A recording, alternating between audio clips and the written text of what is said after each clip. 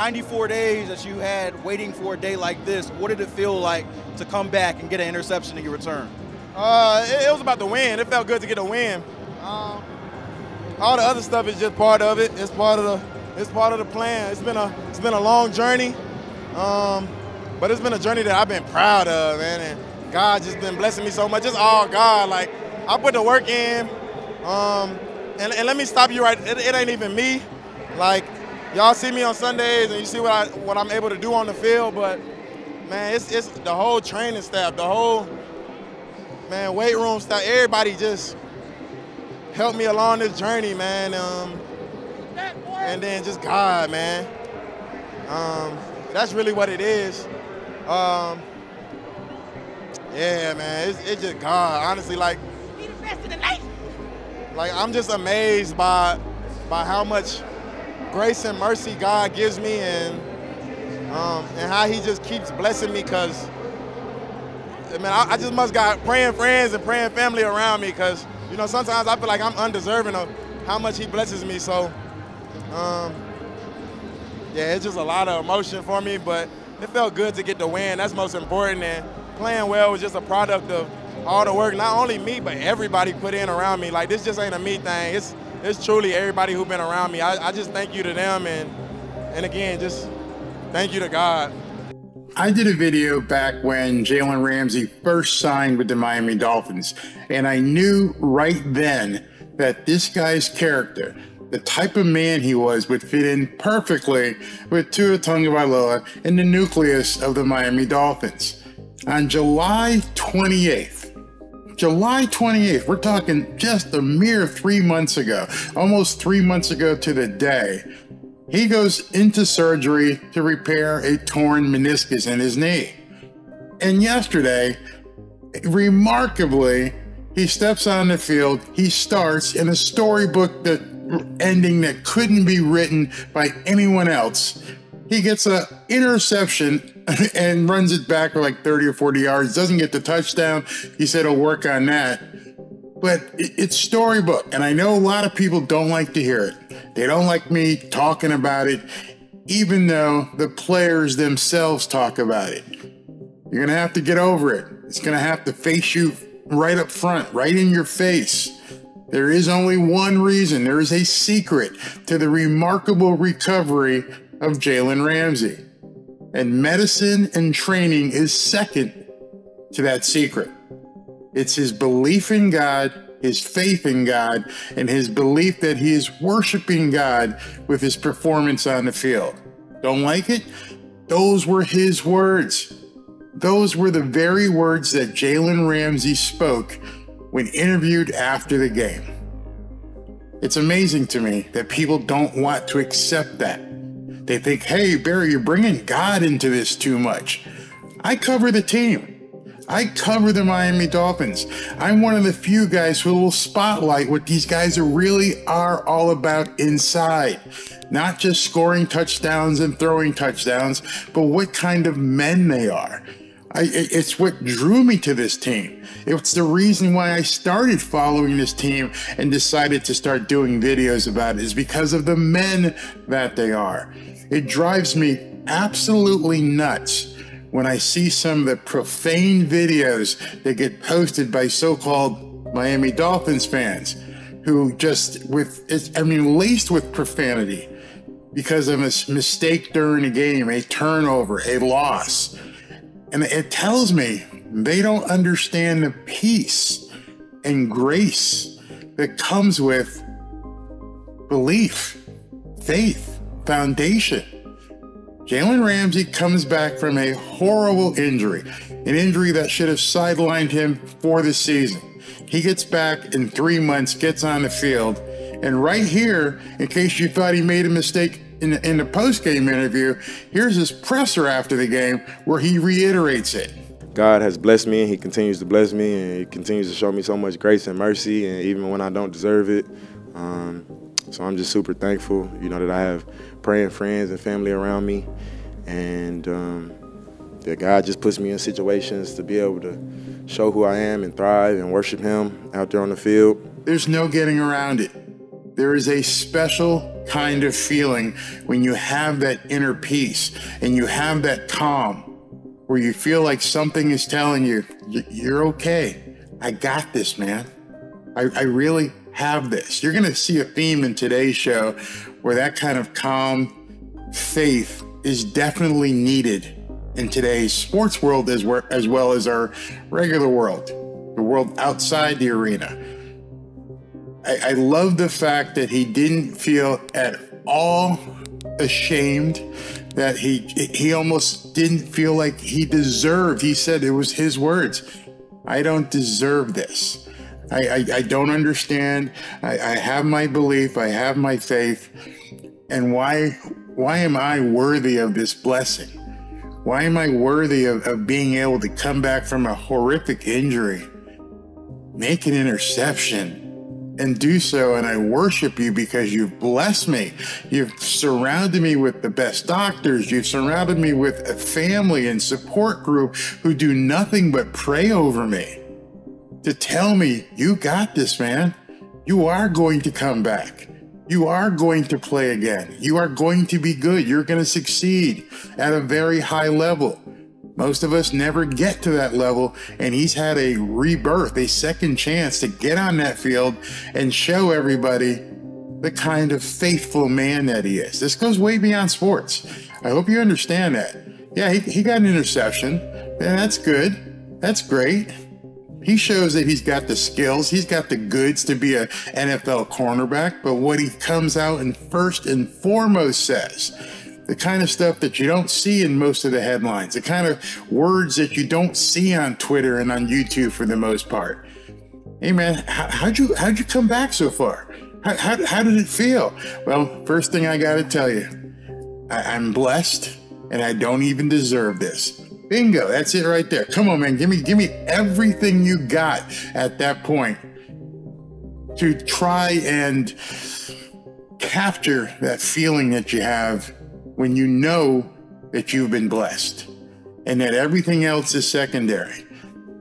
Miss a tackle, miss a block, blow an assignment, none of it matters, man. I'm out here by the glory of God. Tua says it.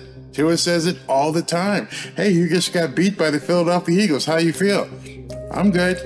I'm really good. And I'm going to continue to be good. You know why? Because this is below what I really believe in. This is secondary. I mean, no, it's probably third because it's God, family, work, God, family, team. My family is even above the team. And above my family is my faith, my God. A lot of people don't understand that. They buy tickets to the game. They get drunk. They drink beer. They gamble on FanDuel and DraftKings. And they don't realize that the team that you sit there and support, the team that you spend your money on, the team that you gamble on is like, okay, but understand we have a higher calling. And you can go from player to player to player.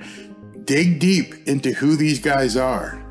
Teron Armstead, Raheem Mostert, Jalen Waddle, Tua Tagovailoa, Robbie Chosen. You can just keep going through this team, and you're going to find one underlying thing that a lot of them have, the nucleus of this team has, and they've bound together and said, we're men of faith, we're men of God, we're going to handle ourselves a certain way. And it starts up here. Mike McDaniel and all the troubles that he went through, kicking alcoholism, getting a second chance at life, getting a chance to go from being a drunk football coach, an assistant football coach, to being the head coach of arguably one of the best teams in the league. You think that's by accident? You think it's by accident that he's the head coach here? You think it's by accident that Deshaun Watson didn't get here? You think it's by accident that Brian Flores was moved out and Tua was able to stay and be under the tutelage of Mike McDaniel? You think it's by accident that Mike McDaniel put together a 700-play tape and told his quarterback, you're my guy. You're good. I'm going to build you up. I'm going to build you out from all the stuff that Brian Flores did. You think that's all by accident? You think Jalen Ramsey and his faith is just by accident? That's a lot of coincidences. That's a lot of things you have to believe happened other than the thing that did happen. These guys were blessed to be together. I am blessed to follow them. I am blessed to go ahead and talk about them. I can make any kind of criticism I want in terms of their performance. I can make any kind of accolade in terms of things they do well. I can question everything on the field. I can question every call Mike McDaniel makes. I will not question the character of this team, the character of the nucleus of this team. Tyreek, yeah, you got a few problems. You need to buckle down. But I guarantee you, just being around the men in the locker room is helping Tyreek. I guarantee you that is something that Mike McDaniel said, hey, listen, we got this guy, awesome performer, great talent, kind of wacky upstairs, just doing things kind of off. You think we should sign him? Let's interview him. Okay, I feel good because of the nucleus I have in this locker room. Hey, listen, Chase Claypool's available. Went to Notre Dame. Everybody said he's got amazing talent, but he's had some issues at Pittsburgh and Chicago. You think it's worth a shot? Let me sit down and talk to him. Yeah, I think the guys in this locker room take their faith seriously, that they're going to help a young man like Chase Claypool. I just wish that the fans of this organization understood what these guys stand for. There would be no vitriol. There would be no Twitter fights. There would be no blah, blah, blah, blah, blah. You're not a real fan. You're a hater and all this kind of crap. If you understood football is second, if you understood that football was a much less priority, not to me, to them, they have a higher priority. They feel blessed to be on a team. They understand you don't deserve it. It's being bestowed upon you. Jalen Ramsey just completely epitomized that. He showed you in his action, in his performance, in his dedication, in his perseverance to come back. Jalen Ramsey is personified the proof that faith is what drives these guys. Okay, and I know there's going to be some people who click delete or don't want to hear it or unsubscribe. Every chance I get to try and show you this, that these young men are building something, and if they can sustain it, is much bigger than football. Maybe take some time and look at some of the things these guys do off the field. Maybe take some time and understand the kind of men that they are. Not just a quarterback, not just a running back, not just a wide receiver. That's football. I love the men. I love what these guys stand for. I love what they're trying to bring together with a bunch of different guys, some who may have some troubled past. This is the kind of team that you can really build upon if they can keep it together, because the locker room is grounded in faith. You may not like it, you may not agree with it, but it's absolutely true.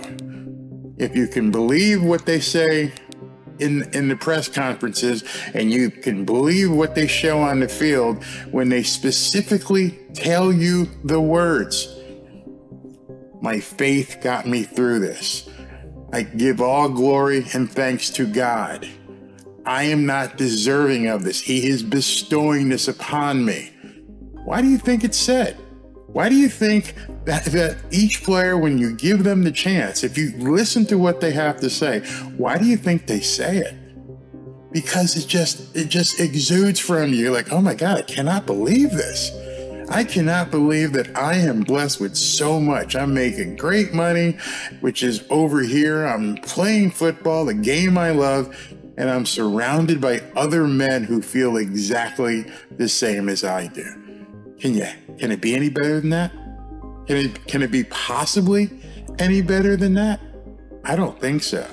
I just wish, like I said, that the fans understood, and I don't have to click on a video and seeing somebody scream because the team lost, or go into a tirade of profanity because they lost a game or probably lost a bet. Support the men. Support the men on this team as men before players, as fathers before players, as teammates before players. The spiritual realm of what's going on with the Miami Dolphins cannot be denied.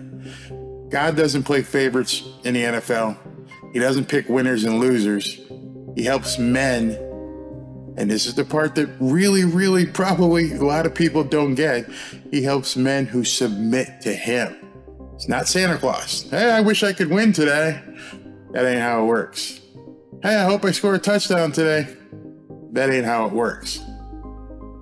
God, keep me safe. Please forgive me for all my sins. Help me move forward. Help me do your will. And if it's your will, I'll come back from this injury. If it's your will, I will work hard every single day to make the best exercise regimen, to make the best financial decisions, to make the best personal decisions. I will do your will. That's what Jalen Ramsey just said. Rewind this video and go look. That's what it's all about. Submit to his will and see what happens. If you made it this far, I hope you've got someone in your life that can help you to make those kind of decisions. I'm not qualified. I'm not a pastor. I'm not a priest. All I can do is highlight what other people say, their words. I am not deserving. Thank you, Lord. I feel blessed beyond words. When you get to that point where you can say that, you understand it. It's just an inner peace. Took me a long time. Took me a hell of a long time. All the crap I went through and everything I did. I'm like, man, I'm doing this. I'm doing that. I'm making money. I'm just not happy. Women here, women, I don't feel like I'm doing anything with my life. Want to know how? I meet this one woman. I get married. 30 years later, we're still together. 2 months into our courtship, or marriage rather, because we got married quickly. She goes, I want you to take a dive in this pool. And I get dunked. And I'm like, whew, yeah, I feel better. It really happens that way.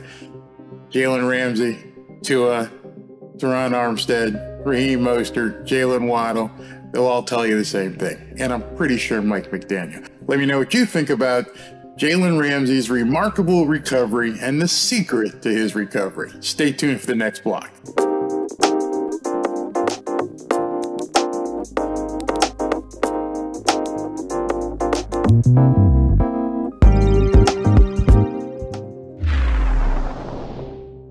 I do believe the difficult part for Brady here is that race does come into play, because it's going to seem as a white man who is analyzing football is questioning the work ethic of a black player, right? Which we all can't do because we can't put ourselves in Deshaun's place. But I think to take it to the massage thing and make a joke, I think when Brady Quinn makes a joke about the massage situation and accusations, it's disrespectful on many levels. It's disrespectful to the women who are involved in that situation. Yeah. If they have been through what you're suggesting they've been through, because to make that joke, it seems as if you're criticizing Deshaun or putting him in that place of being wrong. So if he is wrong, then there's someone who had to be wronged in that situation. And so now it's disrespectful to those young ladies. On the other side, it's also disrespectful to Deshaun Watson in the sense that it hasn't been proven he's done any of these things. And so now, as someone who is respected as doing their job with a certain level of professionalism, which he told me on the phone when we talked about C.J. Stroud and casting aspersions on his character as well, right? He does. And I do think he's good on TV. And so now this is, where there's smoke, there's fire. And I'm going to be honest, I don't pay attention to him enough to know how he critiques the character of white quarterbacks. So maybe there is times where he's casting aspersions on them as well. But I know this is 2 black quarterbacks. And I think that's the problem. When you start to do your job by assessing the character of the man, right, not the success or production of the player. And we can't do that when we do our job. And it's really getting to a point of being disrespectful for Brady. I'm not really sure what's wrong with Ryan Clark. does he say this stuff specifically when he plays the race card? Is he doing it because he has a predominantly black audience, or is he doing it because he wants to court a predominantly black audience? Doesn't make any sense to me. This is the same guy who on national TV made fun of Tua and saying Tua had a big butt and that he wasn't eating right and he wasn't training right. And it was funny all over ESPN, and he was cutting jokes about him. And he's mad because Brady Quinn did the same thing about Deshaun Watson. Did he not remember that all you guys, everybody on ESPN, everybody doing YouTube videos, all we are entertainers. We're giving our opinion on something that we see in the news. When I started making these videos, nobody gave me a manual and said, hey, listen, you can talk about these things, but don't you go here. Don't talk about black people. Don't talk about white people. You got to stay right here. You got to stay right in the middle. Don't vary your content whatsoever. Now, I've been told that about Tua. People are like, oh, you can't talk about the left arm. God, can't go there. Whatever. But what I'm saying is, Ryan Clark did the exact same thing with Tua Tagovailoa. He made fun of Tua Tagovailoa on the air. Basically called him fat and out of shape.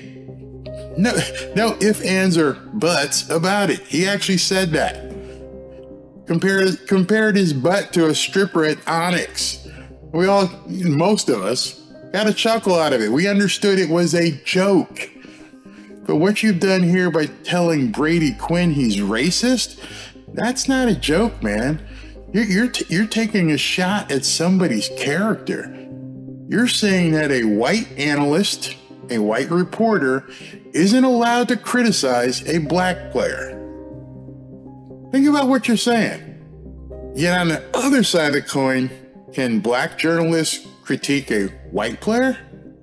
I mean, can, someone like you critique Tom Brady, or is it off limits because, you're black and he's white? You can't talk about him. Does it make any sense to anybody why you would say that Brady Quinn is off limits to talking about Deshaun Watson? Now, what was really funny, and I'll play the clip here, that Brady Quinn wasn't talking out of step whatsoever. It's absolutely true. Deshaun Watson got $230 million guaranteed, every single dime, and he's choosing when and when not to play.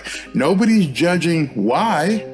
I don't think myself or even Brady Quinn, I'm not sticking up for Brady Quinn, but I didn't hear him say anything beyond the pale.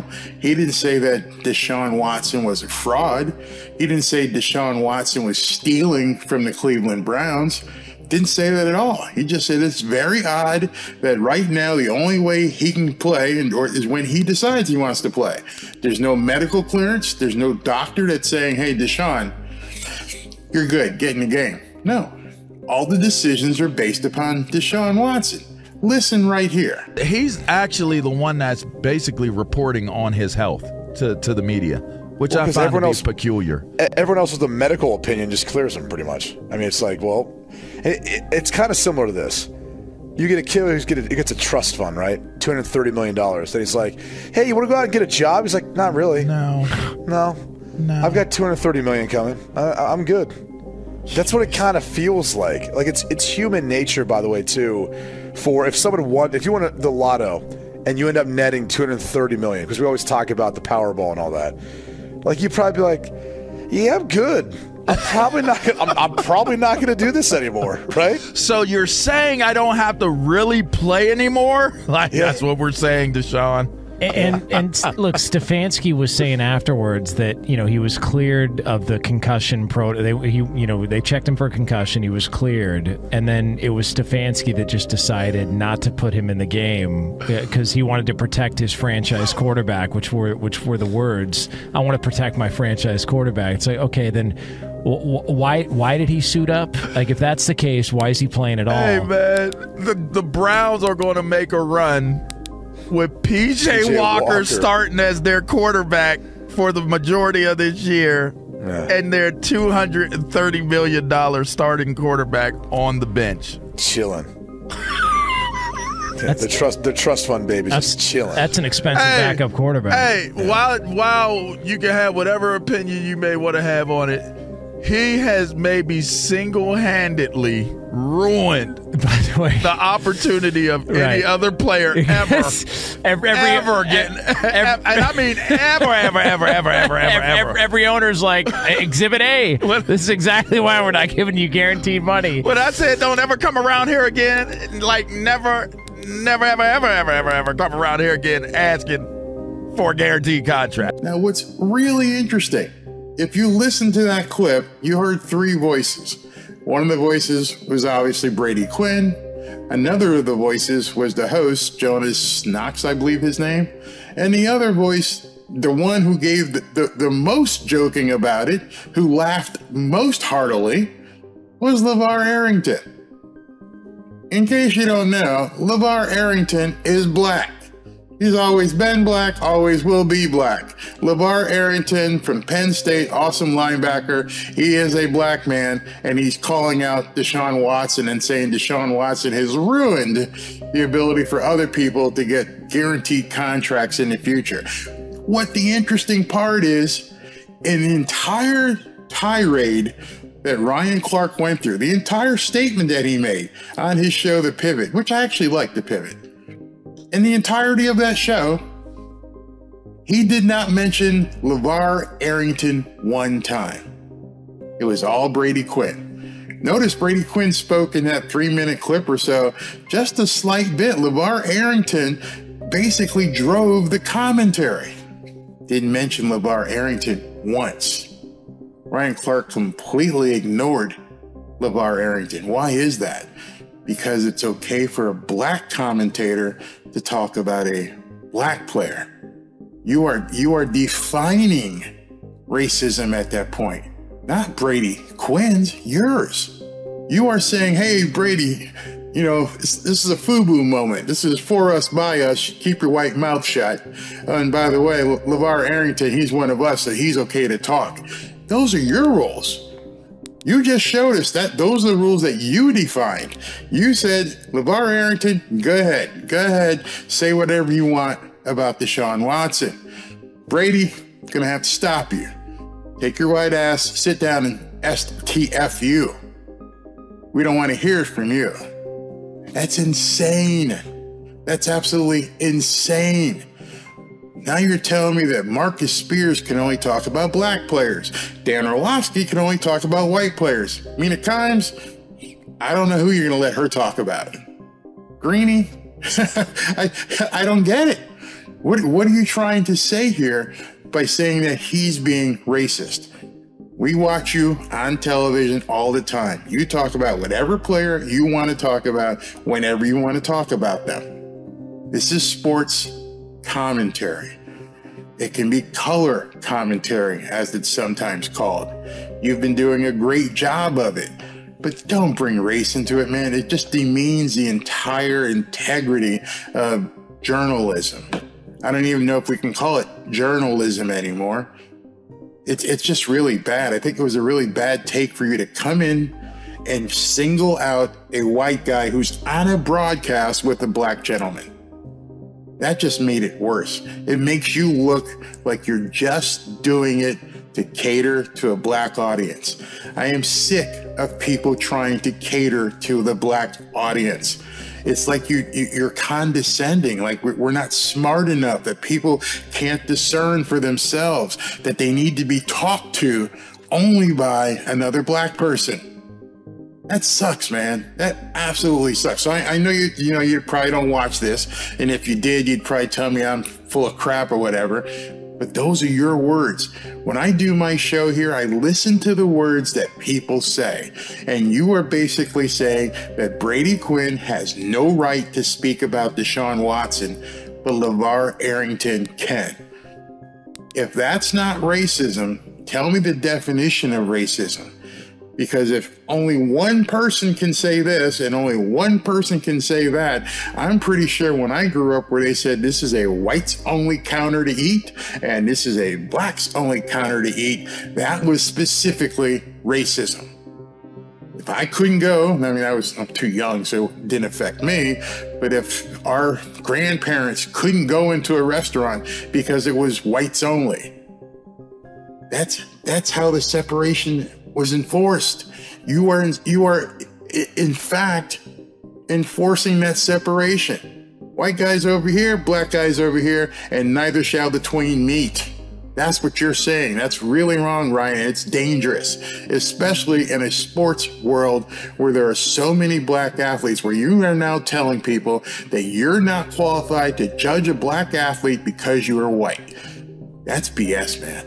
Let me know what you guys think about Ryan Clark playing the race card. Am I overreacting, or is he indeed just a dunce for even saying that about Brady Quinn? Talk to you soon. Stay for the next block.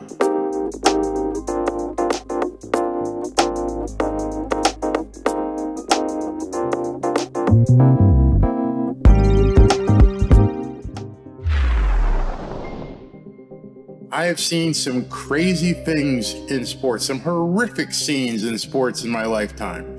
I've seen NASCAR where Dale Earnhardt hit the wall and was killed. I've watched where Tony Conigliaro was his name, got beamed in the eye, lost his eye. I've watched guys basically die on a field. We all saw Damar Hamlin almost die playing the Bills game, playing Cincinnati last year.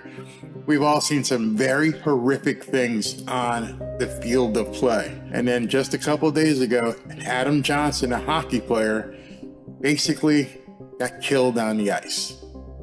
If you haven't seen the video, you can go look it up. It's all over Twitter. I won't show it. I just can't show it because it's too horrific. I think to me the most horrific part of it was seeing the aftermath. So in case you haven't heard this story, Adam Johnson is a hockey player, or was a hockey player. He was skating just right through the game like nothing was happening. And one of the guys kind of upended and his skate sliced his throat. I don't know if you do know anything about hockey or ice skating, but those blades are sharp as you know what. I mean, just they are really sharp. And he had no chance. His throat got cut. The artery was toast as soon as he got cut. And to me, one of the worst things I saw was him basically being a walking dead person. He got sliced. He hit the deck. He got up. He skated off with the help of one of his teammates, and then he died because he just bled out. There was nothing anybody could do. Nothing. It was one of the most horrific things I've ever seen in sport. I've seen car accidents. I've seen drag racing. We've all seen it. We've seen guys get beamed in the head. There's so many things that you can see in sports. Remember the Wild World of Sports thing where the guy was coming down the ramp in skis and just went off the edge. I've never seen anything like this. I've never seen a man's neck get cut during a game. It was so horrific, they had to evacuate the arena. They stopped the game, obviously, and they evacuated the arena because of the horrific scene that unfolded. And like I said, the video is all over Twitter, so if you want to go see it, you can go find it. There's no shortage of people showing the video. But it just shows you that in any instant, you're gone. There's never knowing when your time is up. And, this young man was skating. I don't know if he was married or not, but he's got a family today that came to watch a game and watched him get killed. Right there. Nothing they could do. As he was skating off with his teammate, he was basically a skating dead man. There was nothing anybody's going to do. You can see in this image right here, that red is him bleeding out. That his shirt is soaked. He's not going to make it not much longer after this picture was taken. Now, in the aftermath of all this, and if you go look at the video, a conversation has begun. And the conversation was, did the guy on the other team do it on purpose? Did the guy on the other team basically throw up a left leg hoping to slit this guy's throat? I am praying that that's not what has happened. God, please tell me that somebody didn't intentionally try to injure someone to that degree, basically stab them. If he didn't slice his throat, he was looking, they're saying, he could have been looking just to injure him tremendously. Bad string of events and angle and whatever, speed that the guys were skating, but in any event, he ended up slicing his throat. I have a really, really good friend who I've known for a number of years who's been a high-level hockey coach. And his sons played, and one of his sons still plays at a higher level. And I texted him, and I said, hey, is this intentional? And his tweet back to me was, I can't look. I still have one of my sons playing. I can't look at the film. I don't want to see it. About an hour ago, which prompted me to make this video, he sent me a tweet, and he goes, I just saw it by accident. He goes, that was intentional. He goes, there's no way the shape the guy was in, where he was, he may not have meant to kill him, but he did have an intent to injure him. I trust my friend inherently with this. He knows everything about hockey. I mean, been in hockey his entire life, prep school, the whole 9 yards, two sons from the time they could basically stand were playing hockey. He knows it all, and he knows other people who know it all. And they know people who know it all, and they've all looked and said, not sure if he meant to kill him, but the leg raise with a blade of that sort, that was intentional. I don't know. I mean, we're only looking at a foggy video. We don't know what exactly has happened. No one's really interviewed anybody, but it just looks horrific, and I just can't fathom that it would have been intentional. Like, my God, what is sports coming to if somebody would intentionally try to slice somebody, whether they try to slash his arm, whether he tried to slash his shoulder and he missed and hit his neck? What is this world coming to if you can't perform your game on the field, in the arena, without someone taking a shot at you from the other team? It's incredible to me. I pray for his family. I pray for the team. I pray for the other guy who, if it wasn't intentional, has to live now with the fact that your actions took somebody's life. Imagine that. Imagine going back into the locker room and taking off your gear and just staring at the ceiling and going, oh my God, I killed this guy. This guy's dead. Adam Johnson is dead because of my because I don't want to swallow the fact that he intentionally tried to maim this guy. So I got a tweet to show you because now we understand that the police are involved. Let's take a look at this. This is from Colin Rugg. It says, Justin, police are investigating the death of hockey player Adam Johnson after he got slashed in the neck by opposing team member Matt Petgrave's skate. Online social media users are split on whether the kick was intentional or by accident. You can look on it right now, and it's a huge conversation. People are looking at the video. Most people who don't know hockey are probably saying, oh yeah, he tried to kill him. Come on, man. If you don't know hockey, maybe not chime in, maybe say, oh my God, that was horrific, but I wouldn't basically convict the guy.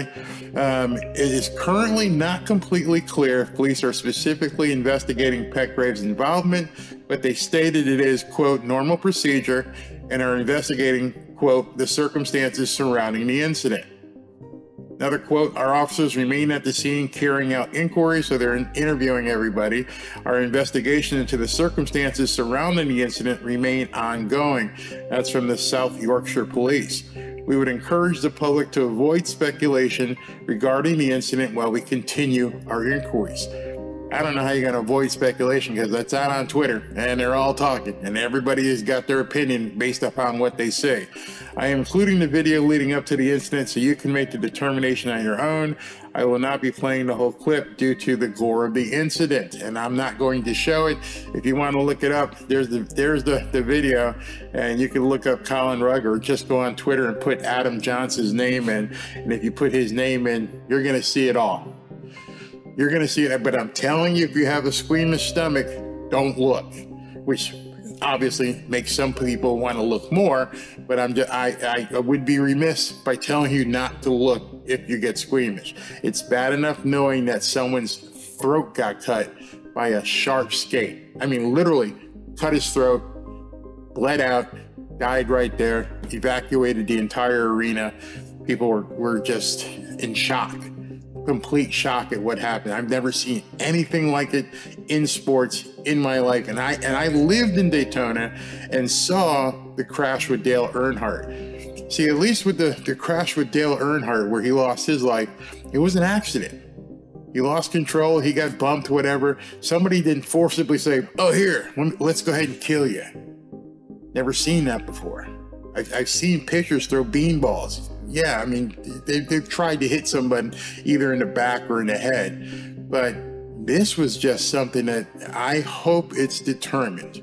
I hope they conclusively come out and say it was an accident. But by everything that my friend has told me, it wasn't. And that's really, really shameful if it wasn't. So I don't know where this is going to end up. Everyone's speculating who's on Twitter. Like I said, go out, search Adam Johnson on Twitter, search Adam Johnson on YouTube. There's probably a bunch of people out there with the actual video who are willing to show it for clicks. Hopefully YouTube takes it down because it's so horrific. Wouldn't dare show it. Don't want kids seeing it. Don't want young hockey players seeing it. Like I said, my friend's been a coach and he didn't even want to watch it. And then when he saw it, he pretty much thinks it's intentional. God, I hope it's not. God, I hope it's not. Just for the sake of the people involved, the team, the families, and of course the sport. Let me know what you think about the tragedy of Adam Johnson getting killed on the ice by a hopefully wayward skate. Talk to you soon.